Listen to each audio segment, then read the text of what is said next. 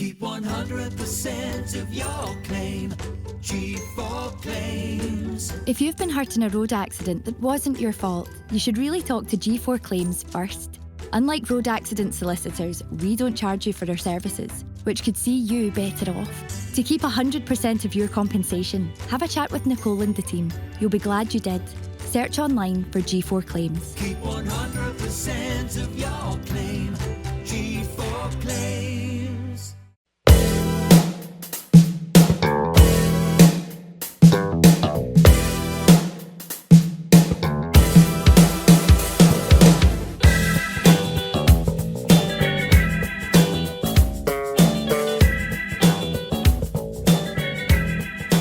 Ladies and gentlemen, welcome back to the Sellik the Thunder podcast, and it's number 67. It's a very iconic number in the history of Celtic Football Club, of course, and now we can say that we've made it all the way there. Some doubted us, but here we are, 67 episodes in. So as always, I'll ask, short numbers, any number 67s that come to mind straight away, a few in our history.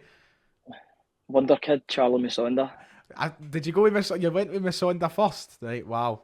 There's three, first. I know there's three. There is three. So Musonda's the first one you went for, Chris. You went for the obscure one. Nice, I like that. I love the obscure ones, always. Kieran, what about you? You think any down there? Victor Wanyama. Nice, lovely. And then there's one more. There you go, Fraser Forster. That's the three. Joining in, of course, with the 1967 European Cup final. So take that as you like. I'm joined by two guests today. Very remote show, as you can see. We're back on the computers. Kieran is down there having Wi-Fi technical issues.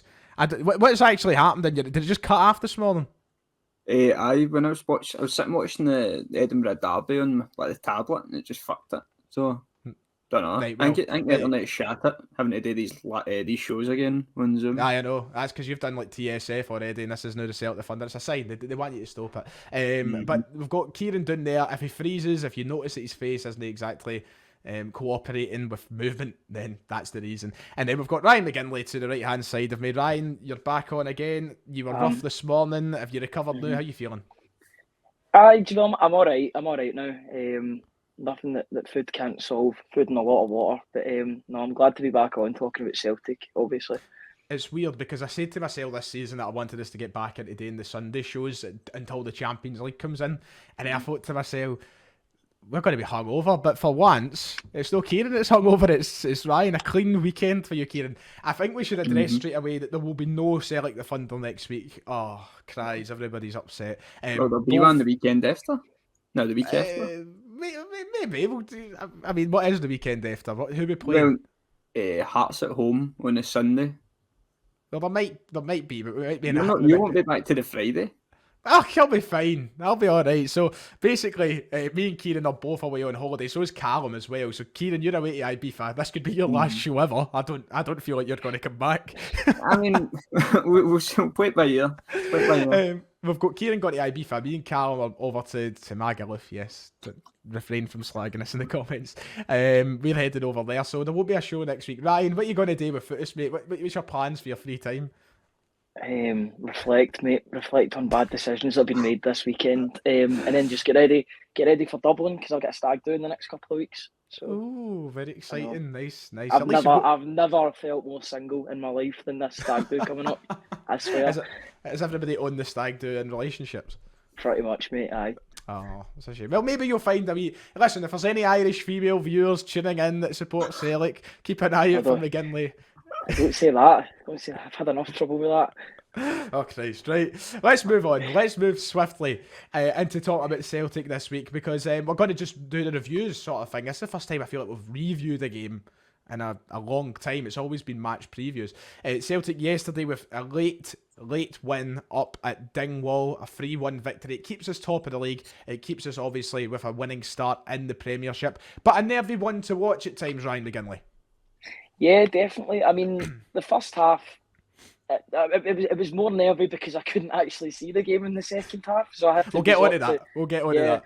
But first half, I thought we were good. I thought we were dominant without really taking our chances. We didn't have too many chances in the game, but we were passing the ball about, and Ross County didn't seem to have an answer for our possession. I was quite impressed. I thought at times we played better than we did against Aberdeen. It was more of a complete performance, but we just didn't get the breakthrough. Then the second half we go and score. It's a great goal from Kyogo, all orchestrated through Jota.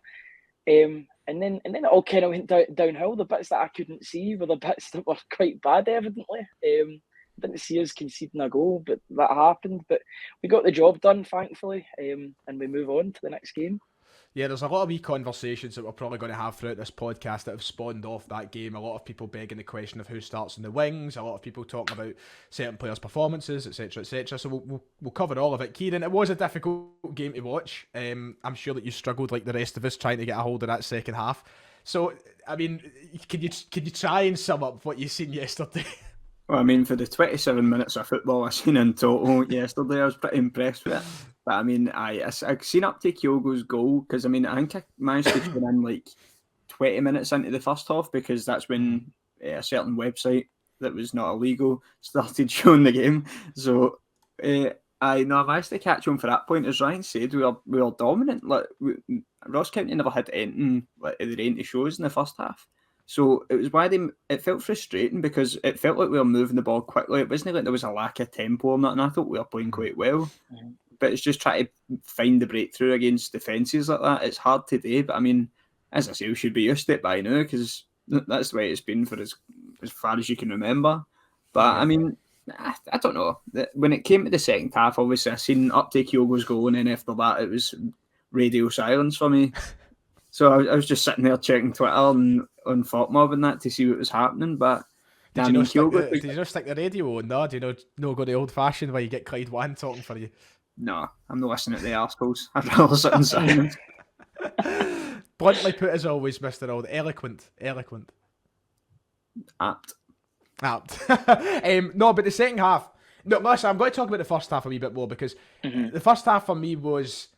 Yeah, I agree with what both of you are saying. I was a wee bit more negative in my match reaction yesterday. I think the only thing that annoyed me about the first half more so was just the conviction in the final third. We just couldn't find it. And maybe that was down more to how Ross County defended. Maybe they put out a better sort of performance than what they deserve credit for. We didn't maybe give them enough of that. But I feel like we moved the ball so well. We played out from the back really well. But we just couldn't find our kind of footing in the final third, Ryan. I don't feel like we made enough clear-cut chances. And maybe that is just down to how Ross County played. But a wee bit of the same sort of things that Ange touched on after the Aberdeen game last week, maybe. Yeah, absolutely. And you could possibly put that down to the fact it's just the start of the season. We're still getting used to getting back into the swing of things. Once we're maybe playing 2 games a week, we'll be more sharp in front of goal. But it's not as if we're not getting chances. I'd be more worried if we weren't getting chances in front of goal. We just need to take them more. And the amount of chances that we get, we will score goals, and we showed that. We scored, I mean, for a team that doesn't take our chances, really, we still scored 3 goals yesterday. So it's a good position to be in, that we can still, when push comes to shove, we can still get the job done. But I would like us to be a wee bit more clinical and kill off games before they become quite problematic. Yeah, Kieran, that's I think that's one of the things we'll iron out as the games go on this month, isn't it? Like these wee problems here and there. I think we're still also in a position where we're probably still trying to find our best 11 as well, who fits in where. We're obviously waiting for the likes of Starfelt to come back into the starting 11.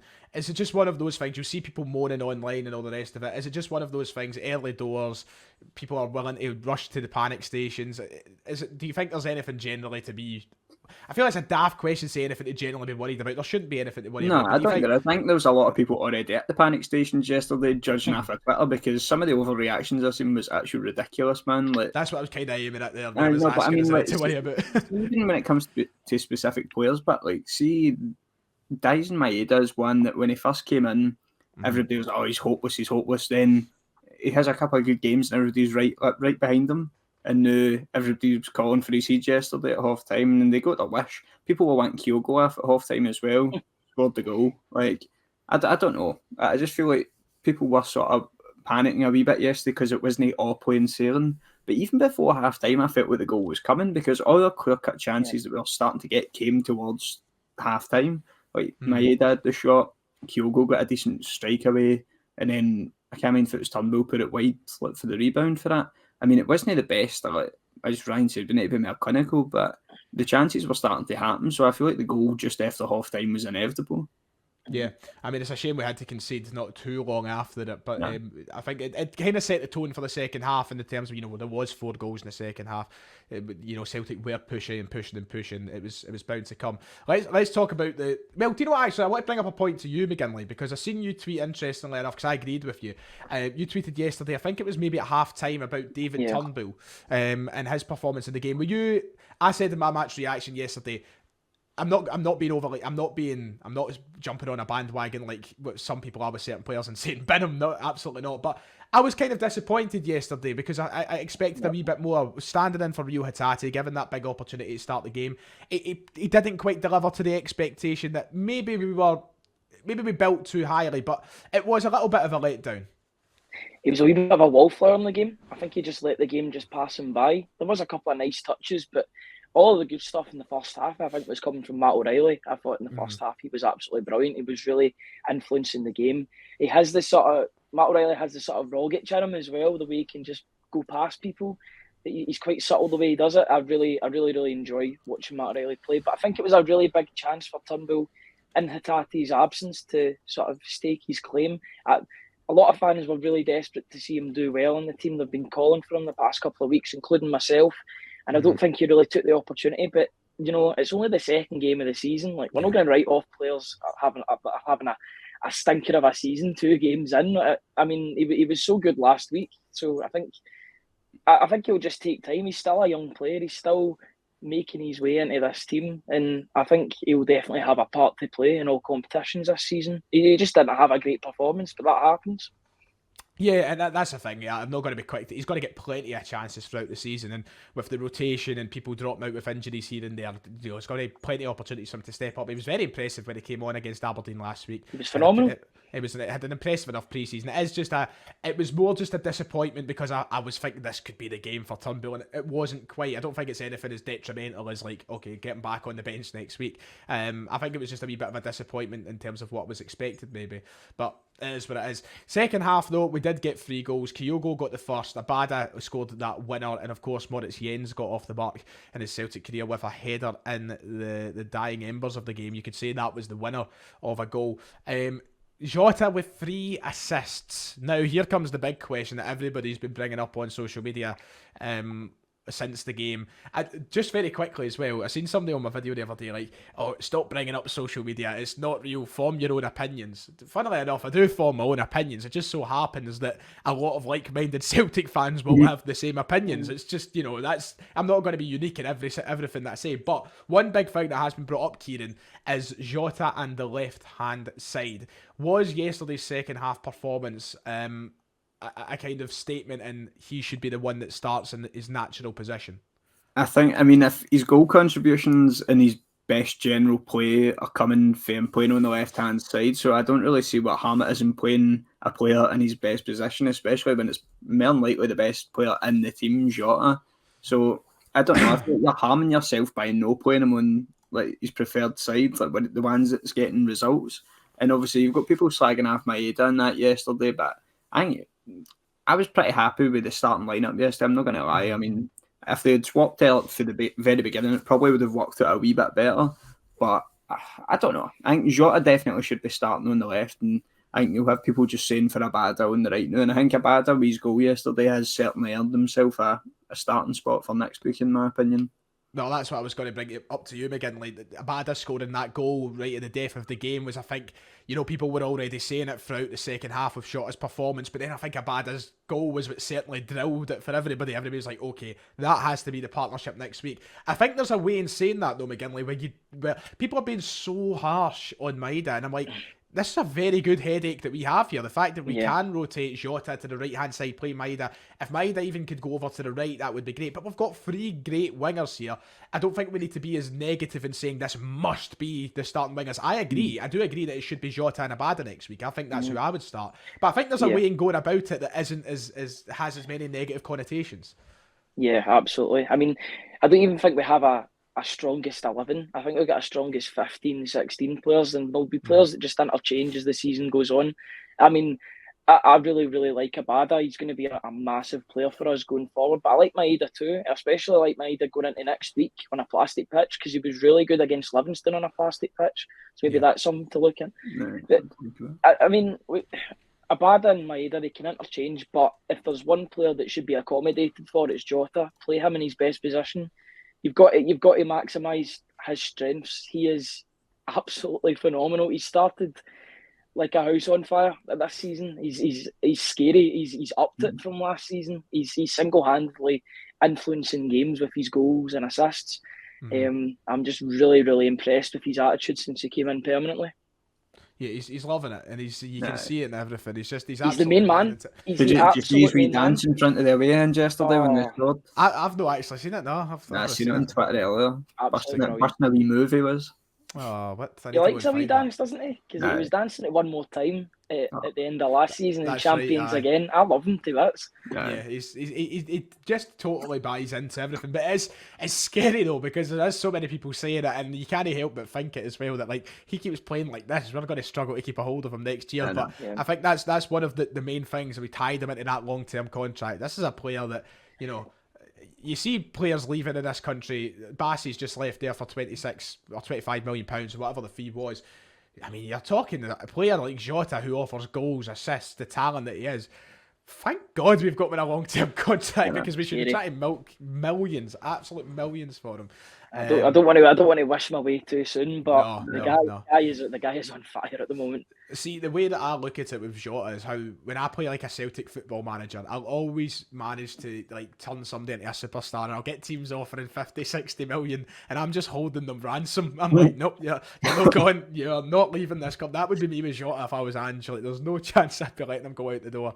I want to see him stay here for as long as humanly possible. But we'll wait and see. Yeah, a lot of conversation going on about that and who the wingers will be in the next game, but we'll approach Kilmarnock and see what happens. Plastic Park was a very interesting point that you brought up, Ryan. I think Kieran, you agreed with that, so we'll wait and see. The other goal scorer from yesterday was Moritz Jens. What did we make of his debut as a Celtic player? I feel like he had a lot of time on the ball yesterday. Him and Carter Vickers were both allowed to sort of stride forward and show what they can do in that aspect. Defensively in the first half, they never had a lot to do, to be honest. I mean, there was one corner that somebody got headed away and it went wide. But obviously, I'm pretty sure, as I said, I've not really seen a lot of the game, but judging for the highlights I've seen, it was Jens who lost his man for their goal. But he then redeemed himself with a goal up the other end. So it sort of balances itself out. But I don't know. I feel like I think it's too early to determine whether Jens will be staking a claim to be properly competing with Starfelt for that starting position. But as we've sort of alluded to, it's good to have that squad depth because as the season goes on and we start playing more games, we're going to need to have a lot more rotation because you've seen the nick we ended up in just before the Christmas break last year. Mm-hmm. The teams we were having to field, it's good to have players in that you're going to be comfortable actually starting. But I don't know, I think it was a pretty good, solid debut for him, to be honest. I was very impressed with him, and as you said, Kieran, I think one of the main things is I was impressed because now I know that we have a very capable centre half who's ready to come on and fill in a role when Starfelt or Cameron Carter-Vickers isn't there. Mm-hmm. You know, as you said, the goal, it does look as though he's the one at fault for them getting a header away, and obviously they score from that, which is annoying. But I thought, aside from that, I thought he looked strong. I thought he looked quick. He was going in for good tackles. He was good at carrying the ball forward. Ryan, I think he showed all the qualities of what an Ange Postecoglou defender is. Yeah, and it makes sense as to why Ange was so desperate to get him in for the 2 years. Like, we were in for him last season and then we're back in for him. Obviously, it shows that Ange sees something in him. He sees something that he can develop. And the thing about a Celtic defender is defending's one half of the job, but in an Ange Postecoglou team, you need to be able to distribute the ball quickly. Mm-hmm. And for me, he does. There are certain elements of his game that do remind me of Julian, but he's like Julian with a rocket up his arse because he does everything quicker than Julian. I love that. Can we coin that as a phrase for his nickname? Mercedes Jens. I'm already starting that. But no, I was quietly impressed with what he had to offer. I really liked that header. I love just those resounding headers from was it a corner we scored from? No, I think it was just a cross. No, it was a cross from Jota. I mean, that's becoming a bit of a trademark, that Jota, that floating ball into the box. He gets some whip on it, and it's just a great header. and a He really, has really that wee, important like, goal. the thing I like about Jota's wee floating cross, he always has that wee stutter right before he hits it, and it's like Oh. he almost like just stops time for a second, and then he just hits it. It's like he's taking a shot with a golf club, like just clicks it into the perfect place. Did he not do that at Ross County last season as well? I think For he might have. Kyogo's goal? I think he did the 2-0 game in the The one split. that we basically won the league that day. Aye, Yeah, he was absolutely instrumental. But it even shows you, even last season, the blueprints were there that he was just going to influence games on his own. And again, I know we were talking about Jens, but it's all Jota. It's just I can't. There's so much that I could just say about this player. He's just phenomenal. What a player! What a player. That's all that has to be said. But yeah, good chat on like Jens and all the rest of it there. But ultimately, Celtic walked away with 3 points. That was the main thing. We have got 5 goals scored this season, which keeps us at the top of the table. And in the face of adversity, we done what champions do, and that's the main thing. You know, it was a real champions-like performance. I think it could have been very easily in years gone by for us to down tools, run out of ideas, and sort of see the game out at 1-1. But no, we kept pushing and we got the goals, so that's the main thing. I'll open the floor now to the Perrys, because I don't know if there's anything that you want to talk about in particular from the game. That Joe Hart save. How can I forget about my boy I know. Joe? Oh, we've got to talk. Right, listen, before we talk about the save, what are we making of this fucking the Rangers fans saying that it should have been a penalty for Joe Hart? He's shoved. What are we making of it? What's all our thoughts on that? That's desperation, isn't it? Cunts need to That's get just desperate. If people think that's a penalty in football, then Jesus Christ. It's not a sport. It's not a sport for you, I'd say, if you think that's a penalty. Now, I understand, right? So we had a very lengthy chat in the TSF chat this morning about it, me, Div, and David Buick as well. And I can understand, right? The player isn't necessarily in Joe Hart's way. It is almost like he goes out of his way. It's kind of like he approaches him rather than him being in his way. But he gives him he's not like levered fuck at him. He's gave him a shove in the back. Now, I don't understand how that's been. I seen that tweet this morning from one of the Rangers accounts on social media, and he's giving it the the referees blah blah blah still with Celtic, and that's it. And then there's people in the comments comparing it with the Kyogo one for Livingston last year. The difference was a player went out the way to actually, and say what you like about the amount of contact there was, they went out of their way to slap Kyogo in the head when Kyogo's walking away from an incident. Joe Hart, a goalkeeper on the rush out, giving somebody a shove at the road, is nowhere near a penalty claim for me. I think it's ridiculous, personally. I mean, I can't believe it's a debate, to be honest. Nah, I know. I mean, I probably can, because there's some sad bastards out there, but nah, no for me. And people say it's been biased, but like it's hardly comparable to like say Alan McGregor fly kicking somebody and them all watching it, you know. So I don't know. I didn't even know it was a debate. That shows you how far away I was with it. Exactly. See, I never thought anything of it until I seen the posts on Twitter this morning. I was like, it was actually Div who brought it back to my attention in the chat. I was, what the fuck? How is this? And it's desperation, and I think it's a sign of the times, really, to be quite honest with you. But we'll move on. We'll wait till VAR comes in, because I'm sure VAR would have overturned that. I'm sure that they would have decided that was a well-deserved penalty. But that was a phenomenal save from him, though. A really phenomenal save. I've seen earlier on in the week, and I can't remember who it was that posted it on Twitter, but they remember just the jubilation when Joe Hart made those saves in like his first game, like the fact that we had, I think it was a mixture between the doubts that people had of Joe Hart and then the fact that we hadn't seen an actual save. We were down horrendously, man. We were down horrendously. It was like a wounded animal. Just we were needing that help and support. And Joe's game. Goalkeeper does job, and then we're loving it. You know what I mean? I know, they've done the bare minimum. It was a cracking save. I'm glad that you actually brought that up, Kieran. Brilliant from Joe. And anything at all from yesterday's game before we kind of move on to the next segment of the show? Greg Taylor again, decent performance for him. He was pivotal in keeping the press up for, what was it, Abada's goal, or was it the second goal? Abada's goal. Abada's. He's right up there. Right at the end. Full of energy, end of the game. That's exactly what you want to see. So I'm glad to see him improving, because he's something that I've gave a bit of stick to in the past, but I would love it if he was to just keep on improving. And I wouldn't say Dare Ralston, because it's kind of a different situation for the scenario Ralston was in, but to have that level of season, everybody's loving it. Like, I hope that's what's to come. What I really like about him is I've done a couple of press conferences that he's in. he's quite bullish as well. Like he really does believe he should be where he's at, and he always sticks up for the club when the media are like trying to ask like scathing questions, or they're trying to maybe get a bite out of him or something. But he's very. I'm liking this from Greg Taylor. He's made a really good start to the season, and he's not gave Burnley a sniff so far. So well done. I feel like the site. I feel it's happened in the past, but see, signing somebody else in that position, I think it does just sort of make somebody get their arse in gear even more. Like you've seen it with James Forrest, with Paddy Roberts years ago. It's happened countless other times, but I mean that's the main example that I could think of. But I think it's having the depth that allows good competition for places, and as we've said before, we don't think Burnley's exactly the finished article yet. So no, I think that you can definitely see the impact of what you're saying, Kieran, and even I think he's went away and he's had a really good summer. I don't know. Engaged.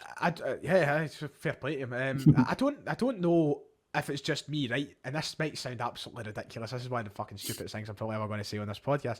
But see, for our Seaton Park kid, I feel like Greg Taylor looks bigger. I feel like he looks as though he's put a bit of muscle on or something. No. I feel like he's went away and he's been stretching. He's been trying. I feel like he looks as though he's putting a bit of muscle.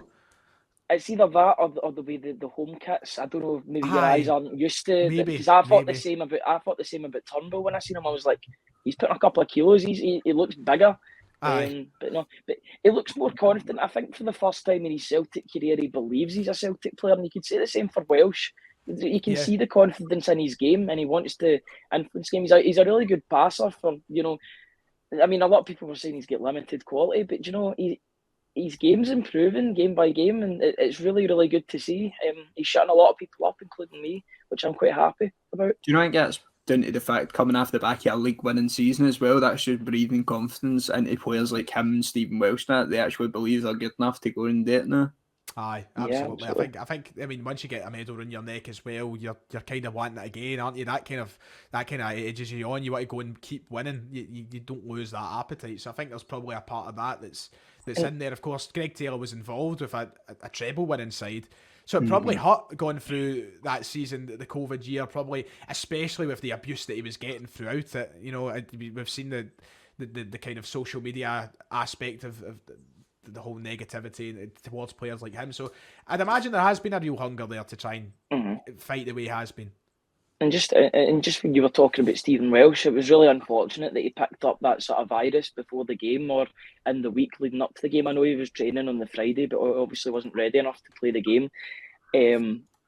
But it's after a really good performance against Aberdeen, it was a shame to see him out of the starting 11. But at the same time, it's good to see a player take his chance like Jens when he is called upon. And that just breeds good competition with all the defenders. And it's good that we've got loads of people that can come into the team and make a positive impact. Absolutely. Brilliant. Right, is that us done with Ross County then? Everybody said their bit. Everybody got everything off their chest. Mm-hmm. Ryan, you got any exclusives for us? Anything for the Kerrydale streets or anything like that? Well, 6 points out of 6, and I mean, there is a wee bit of a parallel with last season, because the second game of last season, Ryan Christie got a hat-trick of assists, and then in the second game this season, Jota got a hat-trick of assists. Don't tell me Jota's away to Bournemouth. Don't tell me he's away to Bournemouth. That's not what I'm about here. Jota doesn't know what a Bournemouth is. He doesn't. He's destined for bigger things, that boy. See, on that note, when you bring up, I was on 67 Hail Hail this morning and just looking through some articles and stuff, and I seen that Ryan Christie was interviewed by the Daily Mail. Funny enough that you bring him up, and he was commenting on his move to Bournemouth and being in the Premier League. Just in case you haven't had the chance to read or you haven't seen it, he's talking about his time in the Premier League now, saying these are the games I was desperate to play in. I now have this opportunity to play against the best clubs in the world, so it feels really exciting. This is why I left Celtic to play in the Premier League, to get that chance to show that I can handle it. Well, now that I'm here, now I have that chance. So no regrets from Ryan Christie, but I think it's one of those ones you read, like you see those kind of articles getting put on social media, and then you suddenly get a barrage of Celtic guys like, fucking good, we didn't want you anyway, you were rotten. But I think there was people, Edouard was subbed mugged off the other night against Arsenal, and people were giving it, oh, there's somebody will be regretting leaving Celtic. These guys are going on, and fair play to them. They want to try and do something else. This is something that irks me, something awful. I've made this point months ago, like seeing it was like your Celtic opinion when they were doing all the tweets sort of thing. Like your controversial one. Controversial opinions. See the amount of people that just slaughter anybody that leaves Celtic. Like, as I said at the time, Kieran Tierney was somebody that everybody felt a bit hurt by because he was Celtic born and bred, and everybody thought he was going to be the future captain. But people like Edward and Christopher Ayer, they don't owe anything to Celtic. They've not grew up Celtic fans. Why do people just assume that Celtic should be the be all and end all for foreign players' careers? They don't want to play here their full career, and it might be hard for some people to understand that, because if you were in that position, you would love nothing more to stay at Celtic for your full career. Mm-hmm. But these guys are coming from France and Norway and all over the world. Like, what do they owe to Celtic to stay here their full career? Like, it's up to them to go and they've got a short career and they're going to go and try and make the most of it. I just don't get like the pure mentality. Like, as soon as somebody leaves, oh fuck them, like they'll be regretting it. Like, they definitely won't. And I just think that people should be used to this by now, because we are traditionally like a selling club after a couple of years, 2-3 years. It's not a new thing. Right? It's been going on for years.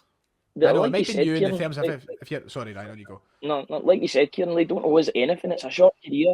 They need to maximise their profits and their sort of location and destination as much as they can, because in a flash it will be gone. I mean, if they want to go and make a move, it's better.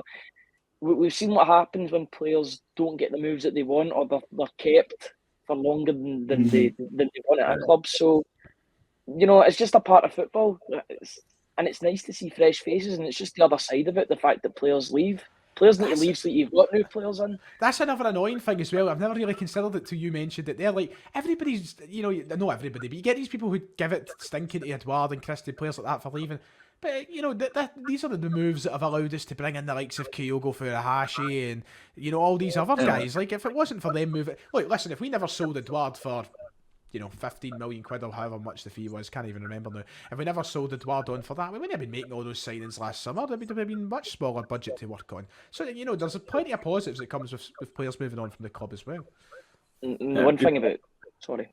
No, I was just going to say, people had a mad weird agenda against Edouard even before he left, so that in itself didn't help in his case, but in the same way I feel like they didn't benefit they were coming off the back of a season like that, but it's like everything they ever done for Celtic just gets thrown out the window because they want to go and play in a bigger league and stuff like that. I'm like, it's their career. Like, they've gave Celtic plenty of great fucking times, plenty of great goals, plenty of big performances in big games. Won his trophies. Like, what more do you actually want for these players, genuinely? Yeah. Just one last thing on those players. It's Christie, I'll be honest, Christie's one of those big what-ifs for me, because we've seen just the wee fragments of what he could have been under Ange Postecoglou, under a manager. They knew how to sort of rein him in a wee bit, rather than trying to be that sort of out superstar that takes shots from 35, 40 yards every single time. A more measured Christie would have been phenomenal in this Postecoglou side, but at the same time, he's got his move. He took his risk going down to the Championship, which is a notoriously hard league to get out of, and he's up in the Premier League, so best of luck to him. Absolutely. Right, okay, I think that we can probably move on to our first little breakaway from the show. We've got one of our wee games to play, and it's the one that's presented to us by the brilliant Kieran. Kieran, I hope you're listening, I hope you're having fun, mate. We're going to bring in one of the Who's That ticks that we've not used yet, and this week, Ryan McGinley can't see any of my screens, so there will be no cheating. Unless somehow he's got a fucking camera up in this loft somewhere to see who I've got up on the screen today.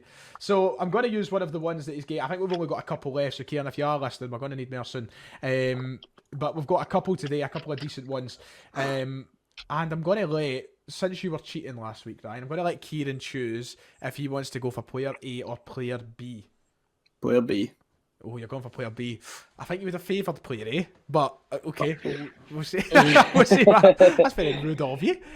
Right, so Kieran's clue this week is the link with these two is that they have both scored for Celtic on their competitive debuts. So there you go. They've both scored for Celtic in their competitive debuts, but I will throw in the disclaimer that none of us will remember these players' competitive debuts. So there you go, straight away.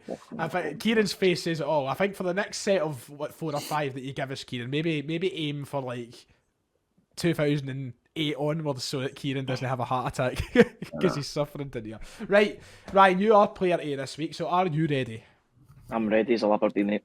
Okay, it's time for this week's Who's That Tick. So your player moved to Celtic from Aston Villa and he left Celtic to join Leeds United. So there's the clubs. As always, I'll give you a little bit of a hand. He made 158 appearances for Celtic between the years 2000 and 2007. Alan Thompson. Correct. Good answer. Well done. It is Alan Thompson. Really good. Well done there. I actually seen a video of him playing under Gordon Strachan, and that just baffles me. The last 2 years that just shouldn't It was go. in the kit with the badge in the middle, wasn't it? Yeah, and it was weird seeing Bobo Baldi play that game for Gordon Strachan as well. But that's completely different. Bobo Baldi was still here when Mowbray was in charge, I'm sure. I think that was the year that he left. I'm pretty certain of that. He was sitting on a contract, and fair play to him. Make your dollar, mate. If you get given that contract, milk it for all it's worth, mate. Oh, he's an absolute legend. He absolutely deserves it, Bobo Baldi. He was my first favourite player. I remember when I was obsessed. Still cost us in Seville, though, but, you know. Yeah, well, listen, we're over it. Right, Kieran, player B then. Player B. So, your player, he joined Celtic from Sporting Lisbon in Portugal, and he left Celtic to join Celta Vigo in Spain. And he, as always, I'll give you another wee clue. He made 37 appearances for Celtic between the years of 1996 and 1997. Cadet. Well done, son. Well Good done, answer. Kieran. Good answer. Well done. That's a good week this week. 2 out of 2. Yeah. Rapid fire answers as well. I'm sure everybody at home would have done quite well in those two today. 2 big players, of course. Cadet played for Celtic for only the year, I think it was. Mm-hmm. Yeah, it was some year as well. I remember my dad always tells me about the Radio Scotland sort of airwaves dying when he scored because of how loud it was, the cheers at Pittodrie when he scored. Yeah, and that was eventually because they took ages to register him for the league, the SFA. That was quite dodgy. Mm-hmm. I think Fergus McCann that called him, Van Hooijdonk and Di Canio the three amigos. What a trio of players that played for Celtic at one time. That's unbelievable. Bring them back, I say. Bring them back. Right, okay, we've not got... Di Canio? Come on. Well, maybe not, actually. Maybe not Di Canio. Actually, we'll give him a miss, yes. Right, we've not got much else to talk about. As we said today, there isn't a lot of news out there for Celtic. It's very quiet just now. There's no transfer rumours. There's nothing really else. I guess the one thing that we could maybe talk about is the fact we do head to Kilmarnock next week, which we'll be watching from Spain, Kieran. It's going to be a bit of a weird one being back at Rugby Park, isn't it, after them being relegated past it Park. Not a nice place to go, Kieran. Nah, never... I don't know, I used to like a wee trip down to Rugby Park, but not for the actual game itself, because I've seen too many honkers at Rugby Park. It's just that horrible plastic pitch, and I mean, it was even worse when it was Steve Clarke as manager. I mean, I know we ended up getting the win when Scott Brown won the league at Rugby Park, but it was a horrible time to be going down there because you just knew that there was every chance you were dropping points that day, if not 2, then 3. But I don't know, it'll be a weird experience because even in recent times, we managed to get the win there, even in the COVID season, did we know? Because I remember John Joe Kenny made his debut and everybody was pure gushing at him. I'm like, why? Right. I think Yeti scored that day as well. I think so. And then even the season the standards were rock bottom. No wonder everybody was gushing at John Joe Kenny. That was at that point we were like, I mean, you don't actively want Celtic to lose, but we were kicking the can down the road. That was still when Lennon was in charge, and there was a wee bit of a revival, and you're like, come on. Honestly, back then I thought Lennon would have still been in charge to the day, but let's not waste any time talking about horrible. We got complimented last week. We got complimented last week. We fucked it. We brought up Lennon. Sorry, whoever was it left that comment last week. We didn't mean it. It's that new breed again. It's that new breed. Exactly. But Ryan, we do head down to Rugby Park. I think that it'll be a good test for Postecoglou's players to get it out the way early on, and we should be able to deal with it now. We seen last year we overcame the hurdles of Livingston, so it would be nice just to get that sort of bad thought out of the head if we could get a result at the weekend. Yeah, absolutely. It's been a really, really tricky start when you look at the fixtures. I mean, I know Kilmarnock are a newly promoted side, but they've got some decent players in there, and they've got a good a good manager for the league, and Derek McInnes. So I think it'll be a difficult game. It's always difficult to manoeuvre that plastic pitch, which should just not be in the professional game. But that's a different argument for a different day. But I think if we play at the best of our abilities, and we showed that at Livingston last season that we can navigate these plastic pitches, if we play like that, we'll be all right. I think. But we just need to be at the top of our game, and then if we win that, then we're in good shape coming back to play Hearts at home. Absolutely. So we'll wait and see what happens. I'll be doing my match review from a balcony in Spain, as I've said, so that'll be fun. Kieran, want to get the ferry over to Mallorca or something, and we could meet. How long did that take again? Like 4 hours or something? Is it that long? Aye, yeah, 4 hours. Aye. I genuinely imagined in my head it'd be max an hour. I thought they were all relatively. How fast can boats go? Well, I didn't think that Ibiza was that far from Mallorca, to be honest. I thought it was a decent distance. I mean, you can't exactly fucking see it from the beach, can you? I don't know, can you? That's what I thought you could. I think it's like Dunoon or something on the ferry. How long's it to Dunoon? Is that like an hour or something? From 4 hours, man. Get it on. I don't know. A ferry down the Clyde, that would be nice. How long is the boat from Ibiza? I'm sure I would pick up Mallorca. Let's see. How long? This has become the Jet 2 podcast now. Or not the Jet 2. We could do it live from a boat party or something, Kieran. We'll meet in the middle of the ocean. Aye. International waters. Aye, international water special. All things allowed, no things bad. Pirate radio. Pirate radio, exactly. Right, okay. Finally, before we go into the questions, do we see anything happening this week in terms of signings? Do you have any good feelings? I've not really seen any rumours or anything, so it all seems a wee bit quiet. So I don't know. I feel like sometimes we get surprised when it all seems quiet, but I think that's a bit wishful to be. Yeah. I wouldn't expect anything in this week, to be honest. Ryan? I think we're just biding our time. Obviously, the teams in the Premier League are naming their 25-man squad. I think it's 25 man, and players that maybe don't have a number will be looking at sort of their next move, whether that be on loan or permanently.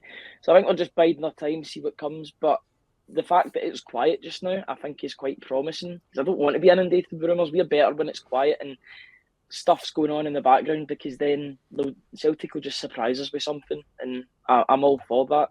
So I think we're just watching the market, and then we'll make a move when something comes up. But I'm quite happy with where the squad is just now, and I think if we are to make any signings, it's signings that will have to come straight into the team and improve us as a whole, rather than depth, because I think we've now got the depth. So it'll be interesting to see what we do. I think there will be more business before the end of the window. It's just who that will be. It's about making the right signings, not needless signings. There's no point in just stockpiling on players we don't need. So, yeah, I'd expect something, maybe not this week, as you said, Ryan, but I think something will be done by the end of the window. Maybe one or two. Maybe one or two. Right, let's get on to the Twitter questions, and then we'll finish off with the quiz. We've got a few questions in this week for an impromptu Sunday special, so I hope you're all enjoying your Sunday dinners while listening in to us. I'm glad that Kieran's Wi-Fi has survived to this point. 45 minutes strong, son. 45 minutes strong. Don't jinx it. Well, I better not say anything yet, actually. You know me. Right. We'll start off with Elliot. Elliot's got the first question. He says, do you think Celtic should take more of a Bayern approach when it comes to transfers, i.e. signing the best players from the rest of the league, or do you think the standard of the players in the league is too low? Also, to Ryan McGinley, what makes the Cat House so good?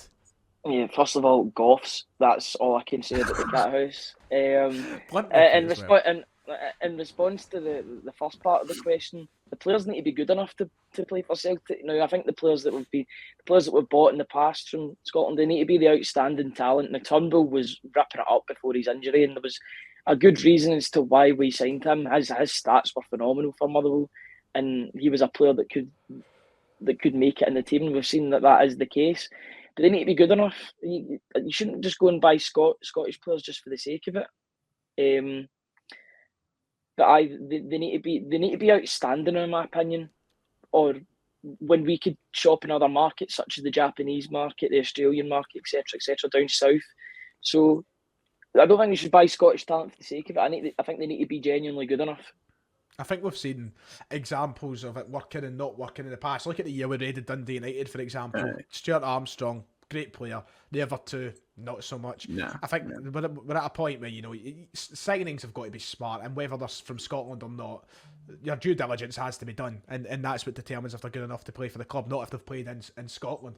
It's very different for Bayern as well, of course. They're shopping in a market which is filled with quality. You look at Borussia Dortmund, Bayer Leverkusen, Wolfsburg, all the top sides in Germany, they have quality players. So these are guys that are meant to be playing in Europe all the time, playing in the top division all the time.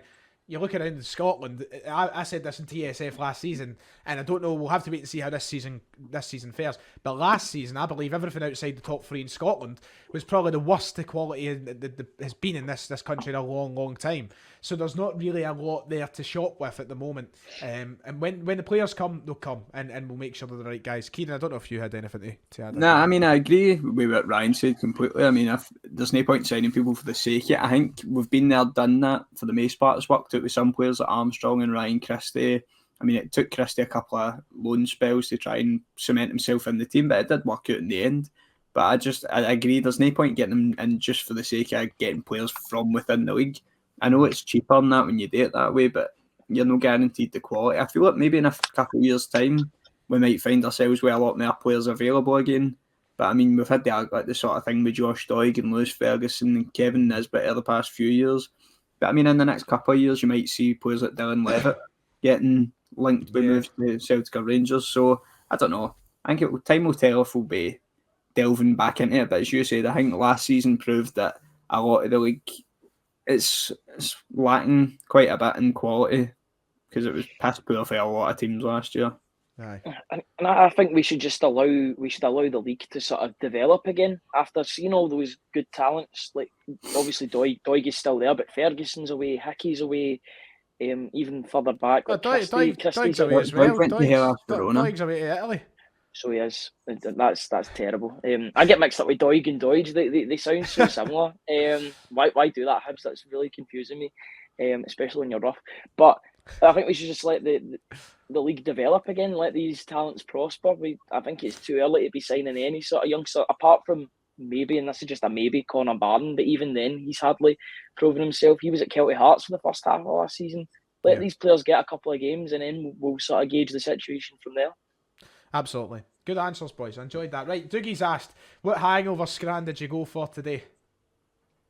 I've only had one slice of Billy Bear meat just now, so I'm kind of running up. Jesus Christ! Horrendous. His face! A slice of Billy Bear meat. A solitary slice, no roll or anything. But my dad has been making a wee bit of a notion towards a Black Rooster, so we'll see. Although I don't know if we're going to be. We're going to be boycotting Black Rooster because it looks like it's going to Ibrox. So, now listen, I've heard some fucking terrible things in my life. I've seen some terrible things in my life, but I've never heard anything worse than a singular slice of Billy Bear meat for your hangover scran. I didn't know when we were going to actually start the podcast. I was quite glad that there was a wee bit of a delay, and obviously with Kieran's internet issues, because it allowed me to have that allowed you to sit down with your meal, your full-on meal. Mate, yeah. That's a knife and fork. You're cutting off the ears and that, cutting out the face. We've had this exact conversation on this podcast before. And I have jarred you for this, and we spoke about how that you had the fucking Billy Bear meat up like what's his face for the guy that eats folk. What's his name? Mike Myers. No, Michael Myers. The guy with the mask. What's his name? Not Jason. No, he's fucking. What's his name? Hannibal Lecter. That's it. Aye, right. You did. Aye, we've spoken about that. But Billy Bear, bloody meat. We need to move on. I can't. Right, for this again, aren't I? Aye, absolutely. You fucking deserve it. It's gone on Twitter. Aye, that is gone on Twitter. It absolutely is. Right, Cal's got the Scran question for this week, and he's asked, "What is the best cereal? But also, what is the best thing to have on toast?" So. A good double question there. Now, I'll start us off because the best cereal, for a shadow of a doubt, is Frosted Shreddies. Frosted Shreddies are absolutely banging. I love them. We could live on them. So that's my favourite cereal. And the best thing to have, see, I normally just have butter. Like, I just have toast and butter. I'm a toast and butter man. But the best thing to have on toast is Biscoff spread. Gorgeous. There you go. There's my two answers. I don't really eat breakfast, to be honest. So, Same. Do you surely have a favourite cereal?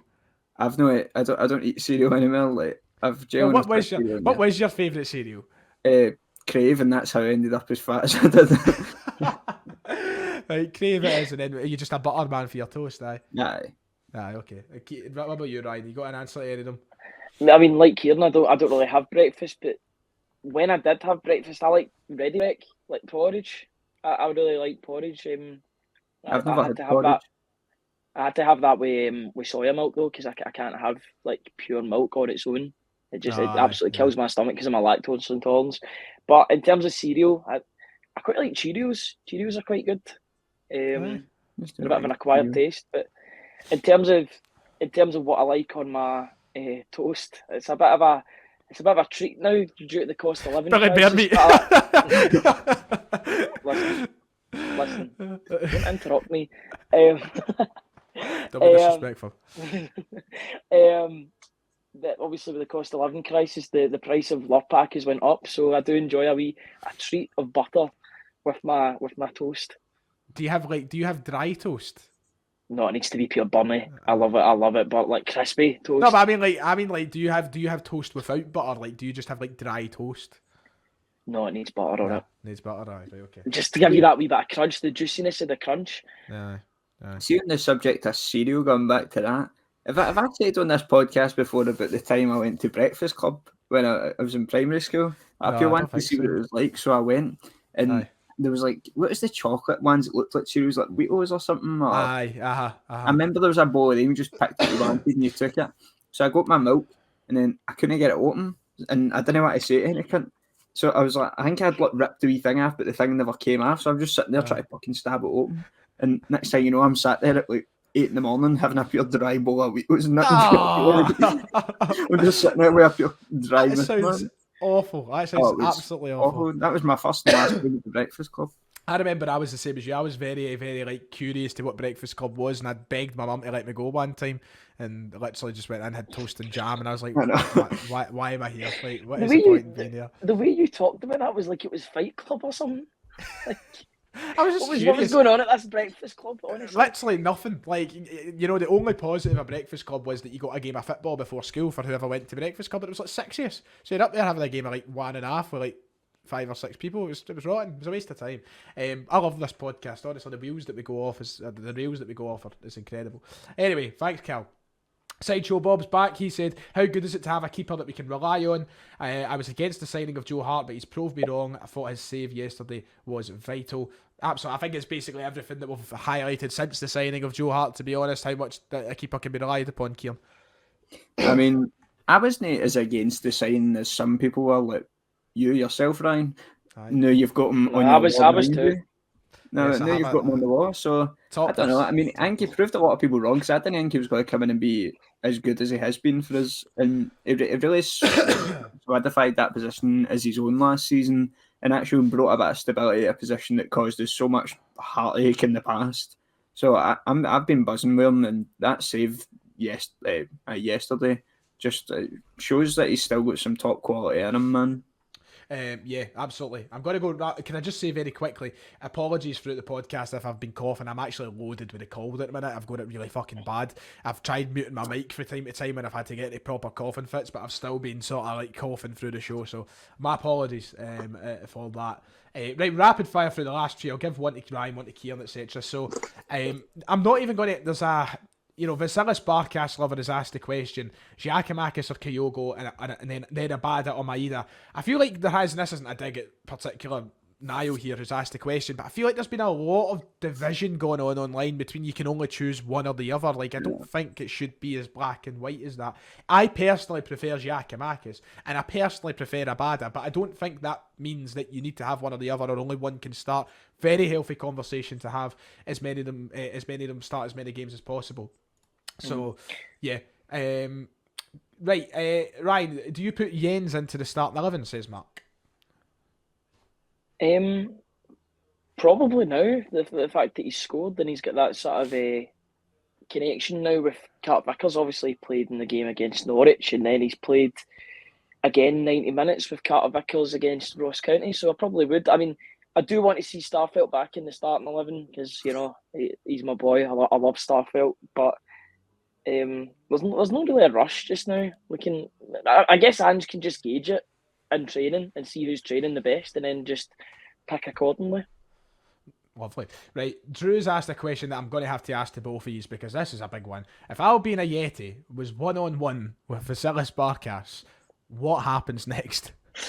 Do you remember that reactor that they made like 10, 15 years ago? The one that was through the tunnel, and it was those two big tubes hitting each other. That's what it would be. Is that what it would be? Aye. I think they'd run into each other and clash heads and fall back, but the ball would just tickle away somewhere. But very comical moment. They'd both be getting stretchered off. What was that thing called again, Kieran? That was knowledge you showed off there. I mean, I thought it was pretty common knowledge. The large hadron supercloud. It's in, is it Bern, Switzerland, or CERN, or I don't know, somewhere like that. Fair enough. I forgot the name. See, just a wee side note about Ayeti. I actually feel really, really sorry for him in all of this because I think this move to Celtic would have been psychologically damaging to him in his career in general. For wherever he goes, whether it be loan or permanent, I just hope he does kick on wherever he goes because the past two moves that he's had, both at West Ham and Celtic, have been a nightmare for him the vast majority of the time. So I just want to see him go on and just go on with his career and start scoring goals because there is a goal scorer there. We've seen the clips of him at Basel. He was a bit prolific in Switzerland. If Basel do come in for him again, then I hope that he does get that move or a suitable move for him. I'm feeling heartfelt on this Sunday afternoon. Aye, the alcohol's got to you. It's the roughness. Making you happy. Aiden's asked, is Max Verstappen to win the World Drivers' Championship this year? Of course. Well done, Aiden. Thank you for bringing that up. An absence of F1 in my life right now with the mid-season break being on. Saddening. James Connolly, he's asked, since Aaron Ramsey scored for Nice on his debut, who do you think will kick the bucket? The Queen. We're all hoping. We've all got our fingers crossed. Who's going to die? I love shout out to Stevie, a gig pod, but I love that pattern that sometimes he puts up, and it's always like this morning at 9:05 a.m. David Attenborough peacefully got his morning newspaper and like something like that. I fucking love that. It's a photo of him in black and white. Yeah, like, I love that. Listen, maybe it was preempted, but I was gutted when that Bernard Cribbins died.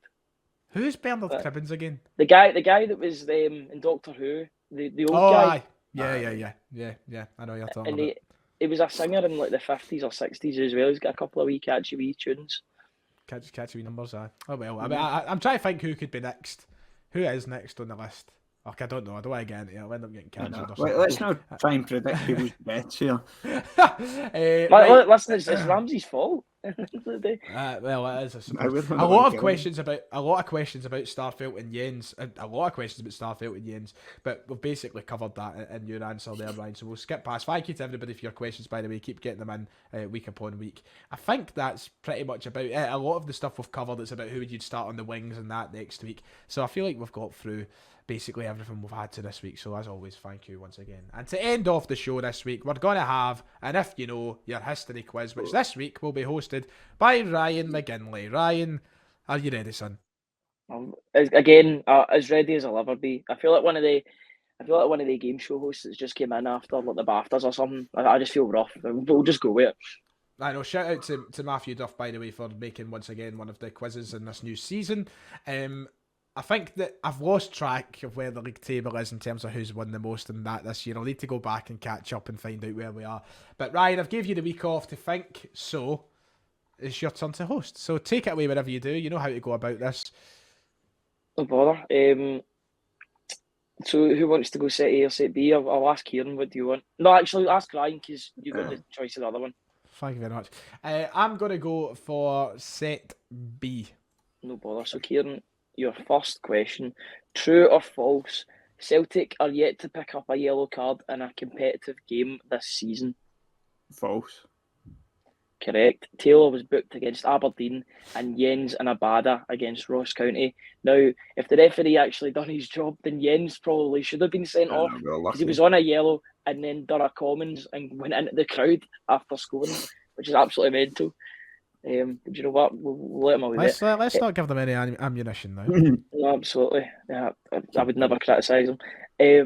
So your first question, Ryan. Jota drives a grey Mercedes. True or false? There's been that many photos of folk in their motors recently that I don't know whose is whose. I'm going to go for true.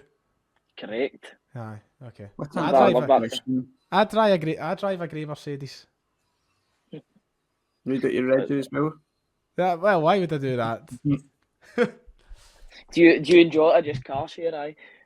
Aye, of course, aye. We're good mates. We, he gets it the weekends for the game, and I get it all the way for the week. That's all right then. So, Kieran, your second question: the new Celtic third shit. Third shit. Whoa! That was a slip of the tongue because I don't even think that. I like the third kit. Can we get our opinions on that very quickly? I think it's shite. I don't like it. I like really like it. I like that part, and that's about it. I think that I'll still end up buying it at some point, but maybe when it's on sale because you've preempted this question, Kieran, then with what you just said. Oh, there you go. So the new Celtic third shirt displays what design on the sleeve cuff? I don't even know. I've seen it from a distance. I like it, but I've not even fucking zoomed in on it. I don't know. It's not the full leaf colours on that, is it? I thought no. I thought it was some. So you pass an eye because I was. Aye. Is it some sort of like Celtic pattern or something? No. What the fuck is it? It's the geometric outline of Celtic Park. Is that actually what it is? Mm-hmm. What the fuck is the geometric outline? What's that mean? I think it's like the top, I don't know, like the stadium at the top. I've not really zoomed into them, but I heard people talking about it. I listened to a couple of podcasts, people talking about it. Sounds shite, man. But I think out of the three, to be honest, I think that's the one I'm going to get. I think I'll get the most usage out of that. Mm-hmm. Fucking hell. Yeah, I like a third kit. Nah, the away one's the best. To be fair, that one is nice as well. So, right, okay. Ryan, your second question. I can take the lead, can't I? Former Celtic youngster Liam Henderson is now at which Serie A outfit? Ah, shit. We spoke about this a couple of weeks ago and I forgot. Is it like Empoli or something? Correct. What an answer. Oh, is it? Oh, come on. Yeah, 2-1 up now, so nice. Your chance to equalise, Kieran. Former Celt Odsonne Edouard started for Crystal Palace in the opening game of the Premier League season. But how many goals did he score in pre-season? Well, I know he scored 2 against the team they played as the last game in pre-season because I heard him say that in commentary. But I don't know if he scored any more than that. I'll go 3 just in case he did score more than that. He didn't score more than that. It was 2 against Montpellier. I always think it's very interesting. Just a complete side note about Crystal Palace. A lot of their players couldn't go to America because a lot of them weren't vaccinated. Aye, really? Well, okay. Aye. By the way, I'm looking at this fucking pattern on the third shirt, and if you can see Celtic Park somewhere in that, then it's fucking beyond me because that's no Celtic Park. Tell you that for nothing. This is your chance to go 3-1 up. Yes. Ryan. Come on. Celtic player Josip Juranovic, fireball, wears which number when playing for his country? For fuck's sake. Number 2. You're close, it was 22. You bastard. 2-2. So you're still 2-1 up. That's a chance to equalise, Kieran. On this day, 11 years ago, Celtic defeated Aberdeen 1-0 at Pittodrie, but who was the only goal scorer? What was that, 2011? Yeah. Yeah. Fuck knows. Gary Hooper. Hit the post, Anthony Stokes. Stokes, bastard. Look, back in those days, it was either Stokes or Hooper. Aye. So this is I could win here. Occasionally. I could win here. Yeah. Oh, come on.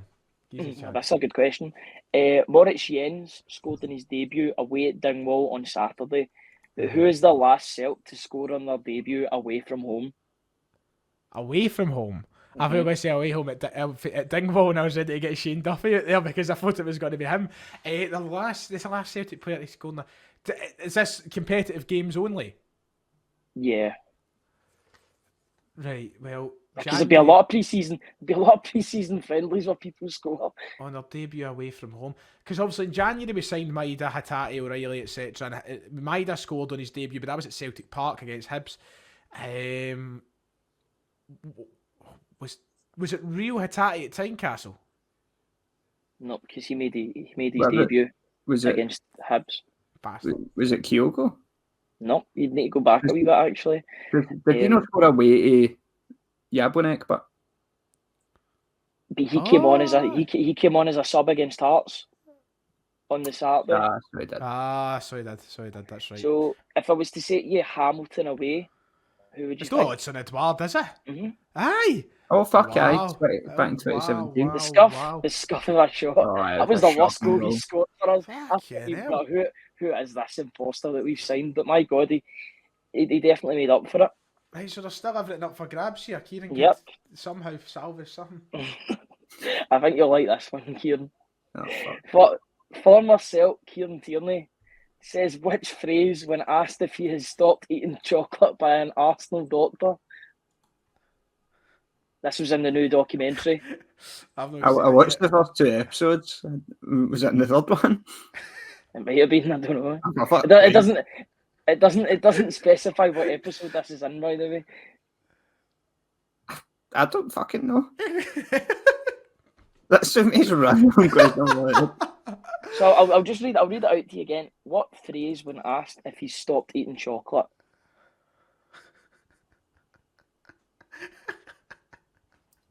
Nah. You're not answering that. Do you know this, Ryan? No, I've not got a clue. I tell you, some of these questions are a bit of a reach, but I love it. This has been funny. The answer was have a fuck. I mean, fuck me, man. Surprised they never asked me what kind of motor Kieran Tierney drives and all. So I've won this weekend. Woohoo! Yay! Do you want your last question? Aye, anyway? Of course. Let me finish him off.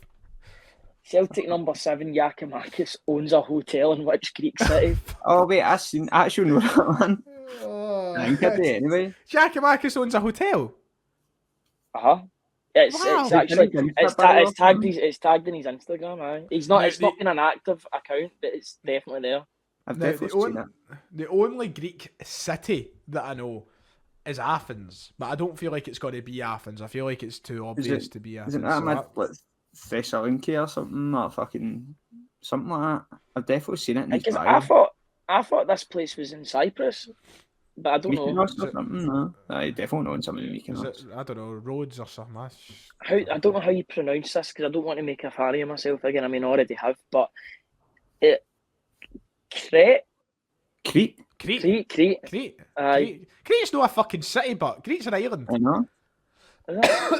Aye, Crete's an island. Is that not in Cyprus? No, is it? Fuck, it's in Greece. Does Crete know where like Travelers is as well? Yeah, I think so. Yeah, I think it might be. Crete's an island. It's not a fucking city. You've made an arse it this week, Matthew. There's an asterisk next to this one, Ryan. Oh, is there? Well, that's great. I mean, I got asked as many dodgy questions as you did, so it was a good. It was definitely different. I enjoyed hosting that one. It was quite fitting actually.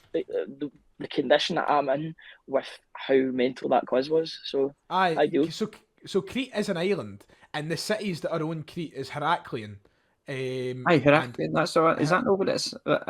Like some should be Heraklion. That rings a bell. There's 2 cities I think on Crete. One is Chania, and the other is Heraklion. So Heraklion rings a bell, as if that's what I've seen in his Insta bio. I think that's where he's from. I think he's from Heraklion. I think that's love that. Love that from GG, a side hustle like that. Have you side hustle? It's Heraklion. Aye, is it Heraklion? Well, there you go. Well, I mean, he fucked that one up. You get you won anyway. Stop. Listen, I know. Do you want to hear the tiebreaker quickly? Aye, go on for it. Aye. So the tiebreaker was like one of those add-up ones. So Celtic's expected goals on Saturday plus goals scored by Union St Gilloise on Tuesday against Rangers take away St Mirren's points this season. 3.8. No. Doesn't even get How many? Did you say 3.8? I said 3.8. Mate, that's close to the answer. Is that close? Aye. Good for me. I mean, 3.74, but it's a Oh, decimal yeah. point. By the way, now what a guess for me. I went. My thinking was 1.8 So, expected goals. because it was 1.74, and then obviously Union scored twice. Probably should have been more on the balance of play. Take away St Mirren's points and get zilch, and they're in trouble. Aye, well there you go then. Right, and that brings us to the end of today's That was a show. long one. I know, longer than I thought we would have got out of today's show. We're good at spouting shite. But that's us for a couple of weeks. So, I mean, you may as well get as much as you can because we won't be here. And who knows, by the time me and Kieran are back for Spain, there might be no shows ever again. You know, God knows what states we'll end up in. So, thank you for joining me, lads. Kieran, I hope you have a good holiday, mate. No, you too. Thanks very much. That's nice of you. And Ryan, just don't get lost or something. Be here for this coming back. I'll try my hardest, mate. We have to Billy Belham, I know. I know. Don't have too much of that now. No, I'll content myself. If you've enjoyed the show, please make sure to hit like and subscribe below this if you're on YouTube. And if you've been listening to Spotify or any other platforms, make sure to rate us 5 stars. All that nonsense. But once again, thank you for the support so far to start off the season. We hope you have a good night, and we'll see you all.